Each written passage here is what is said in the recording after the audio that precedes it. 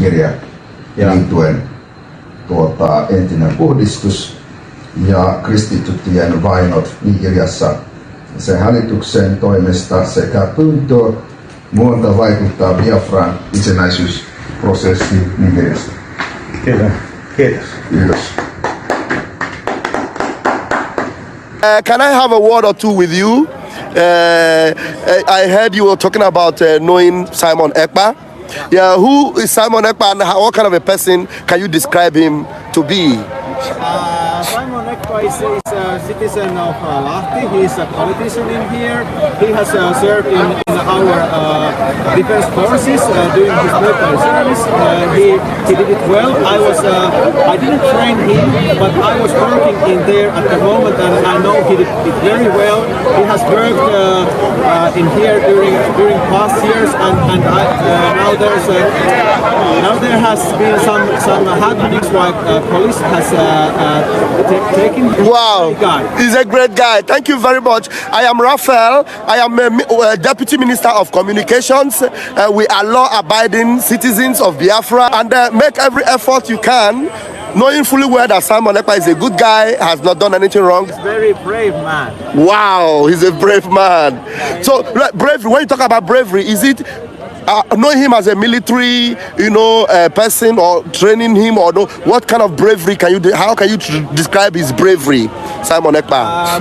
What I meant from brave is that taking responsibility what's happening in Biafra land. Wow. At the moment, it's a very big thing in Finland. It's very rare because usually anything couldn't say that I take response of those what's happening there. Yeah. But as Finns we know, gaining or having independence, it always requires sacrifices, and many people are dying, and it's sad, but it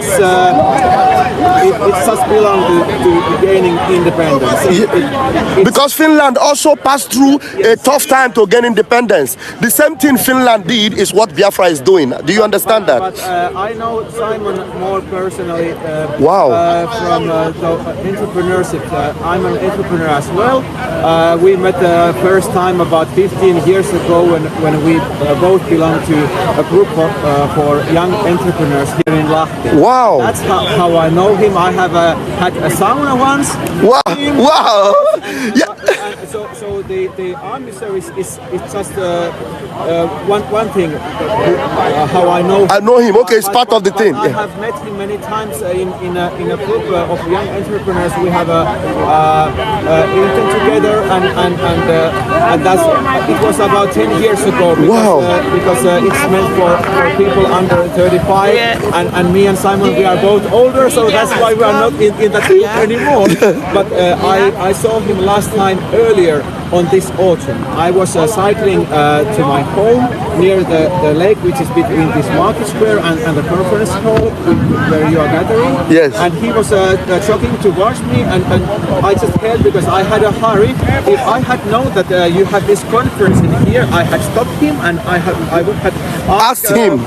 Yes, what is because where you can support, you would have supported him because you know. Because I'm sorry, but when I saw him, I thought that those things what I had read about and how police took him earlier, it was about 2 years ago, and I thought everything is over. Yes. I'm so sorry. Now I know that there is a United States of Biafra. Can you help me with one flag? Help me with one flag. Give me one flag. Can you wave it in solidarity for Biafra and for Simon? Of course. Thank you. I hope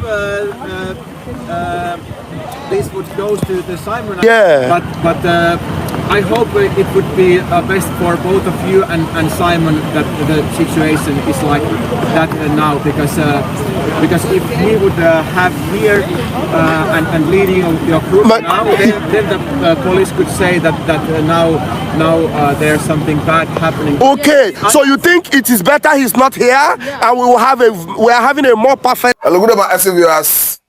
This is Satellite Media.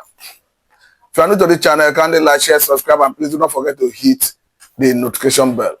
Let's look at this reaction from Finnish personalities, citizens, concerning the personality of Simon Ekpa, concerning Biafra agitation and Nigeria, as it has to do with this determination to achieve Biafra sovereignty. We understand that Simon Ekpa has been arrested and he's in Finland. And from what we are seeing, even Finnish personalities, citizens who know him have come out to clarify that they know him as someone who is fighting for the liberation of his people, talking about the Biafra sovereignty. And let me quickly say at this point that the Nigerian government, the best thing to do at this point is to ensure that they go about referendum, to ensure that anybody that wants to exit the country go peacefully, rather than the brute force we are seeing. Because as you can understand, Nigerian government is already a signatory to a UN charter that talks about self-determination. Though that does not encourage or include anything that has to do with violence or wanton destruction of lives and property. We understand that Simon Ekpa have been arrested, but as we speak, he have not been tried and found wanting to say that he's indicted. But the bottom line here is, do we continue in this manner as a people, as a country? A situation where the Bible says, except can two work together except they agree? From the current situation of things, it's very clear that the Biafrans, the Igbos, have exited Nigeria completely from their mind, and we can clearly see that playing out in the current enlistment in Nigerian army, seeing that they are not willing to embrace career in Nigerian army. A situation that has made Nigerian military personnel, especially from Igbo extraction, going to the southeastern part of the country to persuade the people to build confidence in Nigerian army and to embrace Nigerian army as a profession. Though, in spite of all the effort of those personnel to woo or to encourage the youth from the region to embrace the Nigerian army, it have not yielded any results. So the way it is very clear that the government is losing in terms of making the people to accept Nigeria as their own country. We understand that someone like Nnamdi Kanu have been in DSS custody for some time now. And Nnamdi Kanu is someone who is talking about self-determination, who of course have not been caught with arm. And if you look at the statement that came from the Director General of DSS recently, he merely echoed what Nnamdi Kanu have been saying all this while, talking about self-defense. And even the Director of DSS made it very clear that he have even started implementing in his own locality.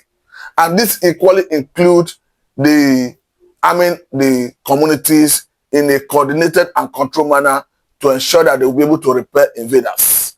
We have seen the recent increase in criminality, particularly as it has to do with banditry in some parts of the country, particularly in Bokos and Basa local government areas of Plateau State. And the governor have come out clearly to say, yes, this is a genocidal Fulani invasion.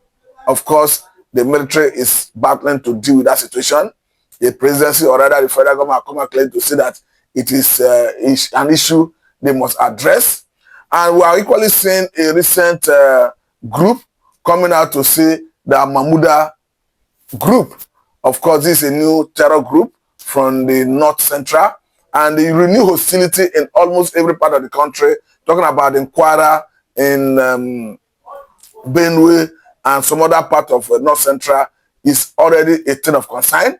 So it is on that basis we are saying, if federal government know they don't have the capacity to protect lives and property, just like as we are seeing, is it not better to allow people to determine their fate as to where they want to go in terms of their sovereignty, so that they can come together and decide how to police themselves? Because if you continue keeping people together under this entity called Nigeria, and at the end of the day, you don't have the capacity to protect lives and property, I don't think it makes any sense. Because for what we are seeing, the current governor of Plateau State have come out clearly to say this is genocide being carried out against the people. Because you can clearly see a plan, a strategy to exterminate a race. Because in one of those incidents, you have a situation where a family of 8 was wiped out. There's no better way to explain that other than to say it is genocidal in nature. But beyond that, I think the federal government of Nigeria should understand that self-determination is not a crime. Just like it is entrenched in that UN charter that have been ratified in Nigeria, which of course Nnamdi Kanu relies on. Because if you look at what somebody like Professor Olusegun have repeatedly said, that Biafra is an ideology, that you cannot defeat it through the barrel of gun. I think that has been established, looking at all the effort of government to use brute force and all the arrests made so far, the prosecution, you clearly see that it is not deterring, or it have not deterred anybody. We saw the statement that came from the senator representing Delta North Senatorial District in Nigerian Senate the other time, where he made it very clear that even if you arrest Sam Ekpa, that 100,000 Sam Ekpa were met.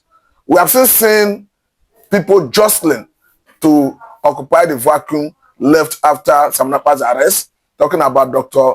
Ngozi Oraboze and Ogenkere looking at that vacuum. So it's going to show that the arrest is not deterring people from agitating.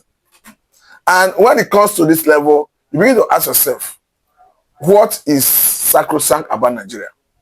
By our standard, God created Hausa a different people, the Igbos a different people, the Yorubas a distinct people, and God gave them their respective languages. But it's that something like language is a unifying factor. So if by providence, God gave them different languages, you go to show that they are a different people. That notwithstanding, it is not out of place for people to come together, having come from different backgrounds, but it must be unanimous agreement, not through coercion as we have currently. Because the grand norm, the constitution that binds everybody together in Nigeria currently is imposed on Nigerians by the military.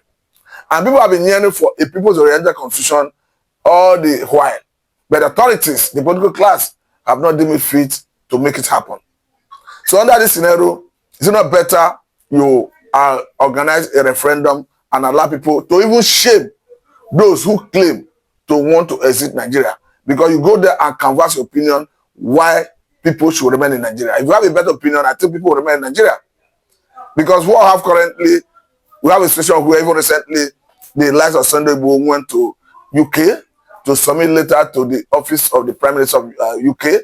Even back here in Nigeria, we saw the British Embassy advising Sunday Igboho and his likes to join hands with other Nigerians to move Nigeria forward. One begin to ask, when United Kingdom wanted to exit European Union, did anybody from Nigeria advise them to join hands with other European member countries to move European Union forward? I don't think that happened. So what transpired there was that the minority had their say and the majority had their way. And as we have it today, they already exited European Union and nobody is coercing them to say you must go back to European Union. In the same vein, if we have a UN charter that talks us about self-determination and it has been ratified in Nigeria to that extent, is a law in Nigerian legal jurisprudence, I don't think anybody will be right to compel anybody by brute force to say you cannot exercise that right. However, the right thing to do is for the government and all the stakeholders to come on board and chart the way forward. If it's referendum, and we do referendum, if people who say what they want to go are in the majority, of course they go. There's nothing wrong about people going their separate ways, so long as it achieves the necessary peace needed. I must say a very big thank you for your time. This is Sadler Media and I'm Mr. Matu.